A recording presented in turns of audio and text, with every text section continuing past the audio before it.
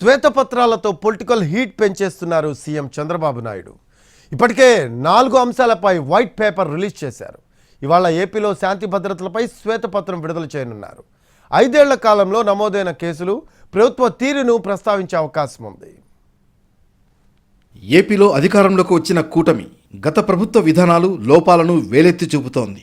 గత 5 ఏళ్లలో ఏపీలో జరిగిందిదే, ప్రస్తుతం ఇది పరిస్థితి అంటూ శ్వేతపత్రాలు రిలీజ్ చేస్తోంది. ఇప్పటికే పోలవరం ప్రాజెక్ట్, రాజధాని అమరావతి, విద్యుత్ రంగంలో సంక్షోభం, సహజ వనరుల విధ్వంసం, దోపిడీ అంటూ 4 శ్వేతపత్రాలను విడుదల చేశారు ఏపీ సీఎం చంద్రబాబు నాయుడు. ఇప్పుడు మరో వైట్ పేపర్ రిలీజ్ చేసేందుకు రెడీ అయ్యారు.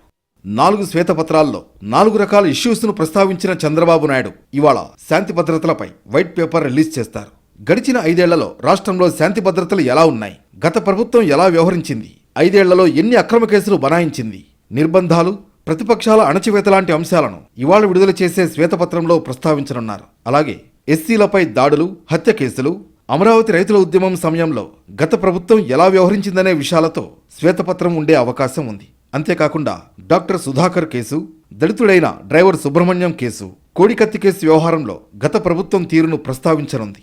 అటు వివేకా హత్య కేసు విచారణలో కేంద్ర దర్యాప్తు సంస్థకు గత ప్రభుత్వం సహకరించలేదని టీడీపీ ఆరోపిస్తోంది.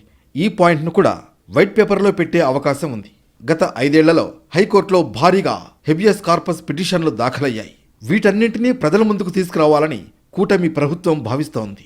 ఇవాళ విడుదల చేసేదే కాకుండా మద్యం, 5 ఏళ్లలో రాష్ట్ర ఆర్థిక పరిస్థితి అనే అంశాలపైన మరో 2 శ్వేతపత్రాలను విడుదల చేయాలని ప్రభుత్వం భావిస్తోంది. ఈ నెల 22 నుంచి అసెంబ్లీ సమావేశాలుండగా ఆ వైట్ పేపర్స్ పై సభలో చర్చించనుంది ప్రభుత్వం. ఏపీ సీఎం వరుసగా శ్వేతపత్రాలు విడుదల చేస్తుండడం పొలిటికల్ సర్కిల్లో హాట్ టాపిక్ గా మారింది. మొత్తంగా శ్వేతపత్రాల పేరుతో వైసీపీని ఇరుకున పెట్టేందుకు టీడీపీ ట్రై చేస్తుంటే వైసీపీ నేతలు దీన్ని తప్పుపడుతున్నారు. ఈ 2 పక్షాల మధ్య మాటల యుద్ధం నడుస్తోంది.